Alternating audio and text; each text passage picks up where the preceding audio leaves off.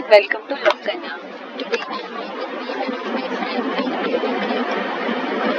Archana Singh, who is also been in practice for more than 5 years, and she is here to uh, us and the viewers about NIA Act. Most of the people are not aware of this act, and this is a very crucial legislation in the field of criminal jurisprudence.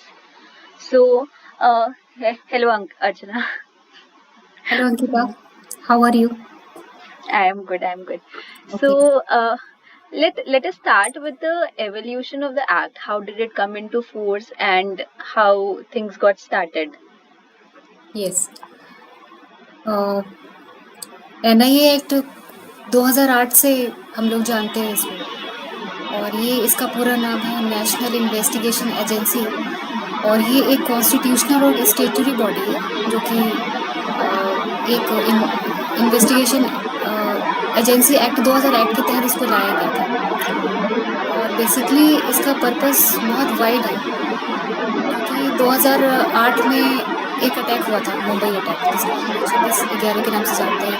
It was बहुत ही horrific था, और इसमें जो लश्कर तैयबा के 8 militant थे पाकिस्तान में, उन लोगों ने अटैक किया था।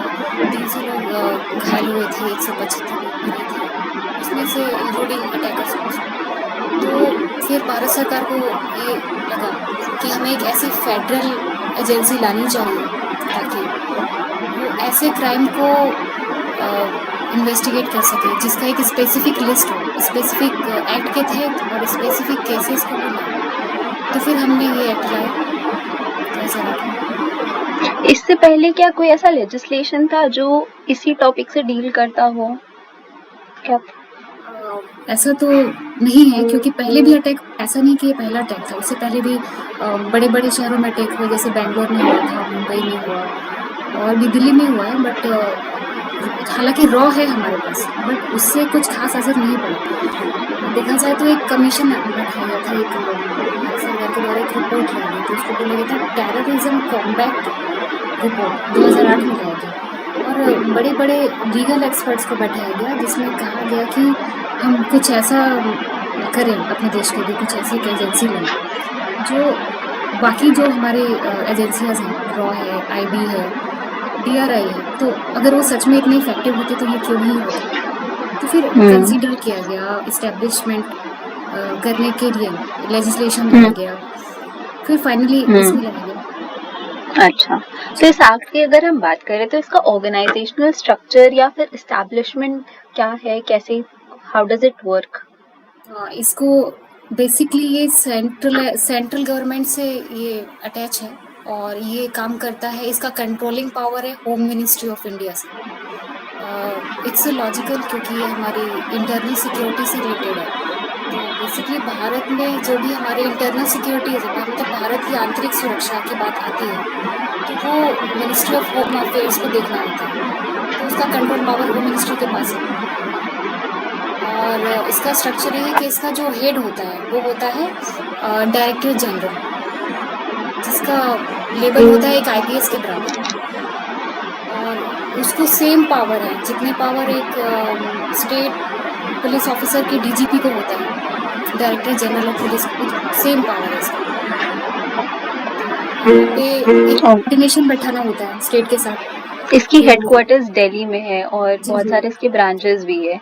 और अगर स्टेट में इसका हम इम्पैक्ट देखें तो स्टेट में कैसे ये काम करता है, क्योंकि है तो ये सेंट्रल लेजिस्लेशन, तो स्टेट के पास इसके रिस्पेक्ट में क्या क्या पावर्स है, कैसे क्या होता है? हालांकि इसका जो लेजिस्लेशन में जब ये एक्ट लाया गया था तो ये बात उठी थी कि ये तो सेंट्रल होगी, तो इसका कंट्रोलिंग पावर होम मिनिस्टर के पास है, तो क्या ऐसा हो सकता है क्या कि इसमें इंटरफेरेंस किए जाए।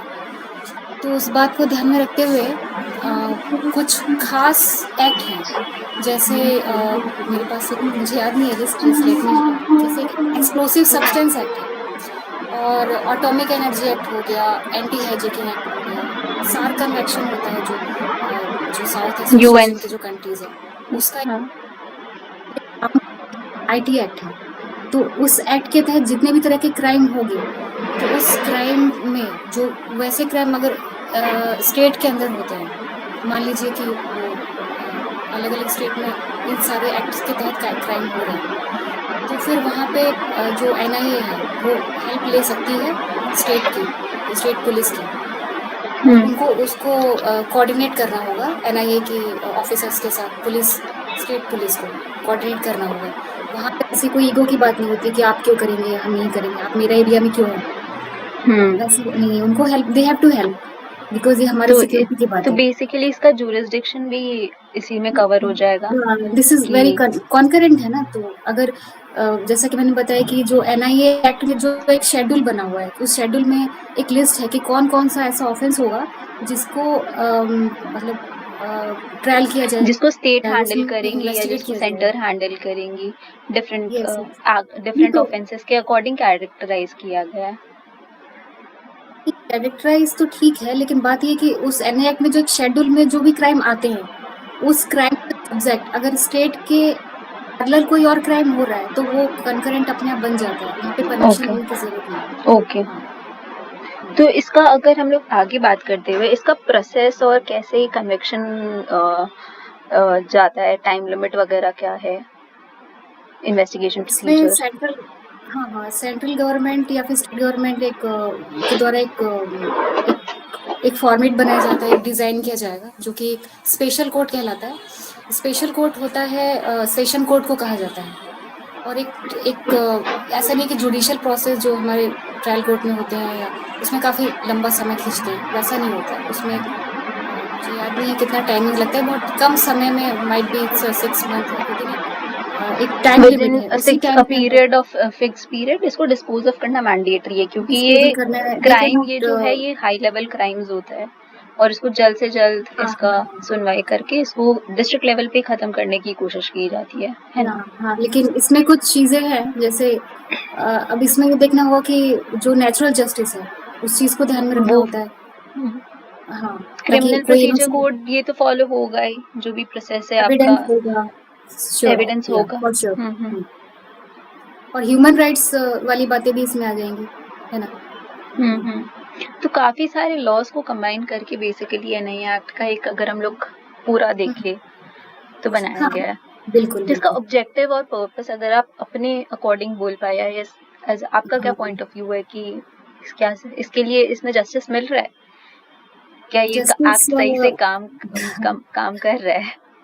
नहीं, इसमें एक डेटा, एक रिपोर्ट और आई थी हाल फिलहाल में, जिसमें एक बड़ा रेंज दिया गया था, जिसमें I think more than 3 lakh entries हुई हैं, जिसमें जो मैंने बताया जो शेड्यूल में जो एक्ट है, जो अनलॉफुल एक्टिविटीज है, एंटी हैजेकिंग है, आर्म्स एक्ट है, उससे रिलेटेड बहुत सारी वारदातें जो है उसमें लिस्ट में है। इसका मतलब ये चीजें कारगर हैं, और अब बहुत सारे हाई प्रोफाइल केसेस हैं जिसमें ये सारी बातें खुल के सामने आ रही हैं, और केसेस भी इसमें दर्ज हो रहे हैं, तो ये कहीं ना कहीं कारगर है। नहीं तो फिर से एक और लेजिस्लेशन लाने की बात होती है ना, कि दिस इज नॉट एग्जैक्टली आप सही बोल रहे हो। तो इस वीडियो में हमको लगता है कि हम लोग को सिर्फ इसके प्राइमा फेसी ऑब्जेक्टिव पर्पस हमने ये डिफाइन कर दिया।